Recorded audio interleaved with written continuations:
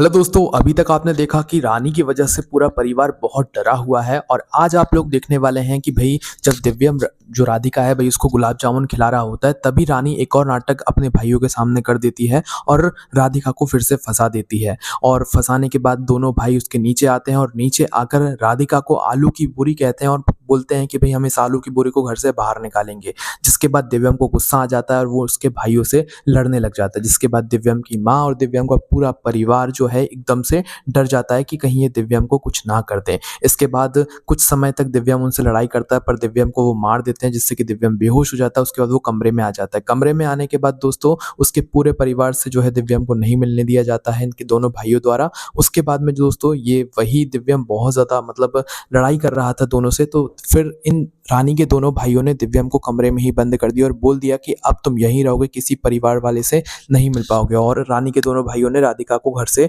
बाहर निकाल दिया था, ठीक है। उसके बाद दोस्तों किसी भी परिवार वाले को जो है दिव्यम से नहीं मिलने दिया जा रहा था। फिर दिव्यम कुछ समय बाद होश में आया और उसने पूछा कि सभी परिवार वाले कहाँ हैं, राधिका कहाँ है। तो फिर जो गोलू की पत्नी है भाई उसने कली ने बता दिया कि भाई राधिका को इन्होंने घर से बाहर निकाल दिया। फिर दिव्यम को जो है धक्का देकर यहाँ पर मतलब रानी के दोनों भाइयों ने उधर फेंका, जिससे कि खिड़की के पास दिव्यम पहुंच गया था और खिड़की से नीचे देखा तो राधिका बाहर खड़ी हुई रो रही थी। जिसके बाद दिव्यम ने चिल्लाया राधिका को कि राधिका। उसके बाद राधिका ने दिव्यम को देख लिया। उसके बाद जो है यहाँ पर दिव्यम वापस से गुस्से में आया और यहाँ पर इन दोनों के भाइयों से लड़ने लगा। और लड़ने के बाद जो है यहाँ पर वापस से इसको कमरे में बंद करके सभी लोग चले गए। वापस से अब सभी लोग यहाँ पर नीचे आते हैं राधिका के पास जहाँ पर राधिका खड़ी हुई थी। और बाहर आने के बाद दोस्तों यहाँ पर क्या होता है कि भाई राधिका के लिए पहले से एक सेटअप तैयार था, जहाँ पर राधिका के जो रानी के दोनों भाई हैं भाई उन्होंने एक सज़ा तैयार करी थी कि अगर तुमने जो हमारी बहन के साथ किया है वो तुम्हारे साथ होगा। तो आप ये पूरा दृश्य देख सकते हो।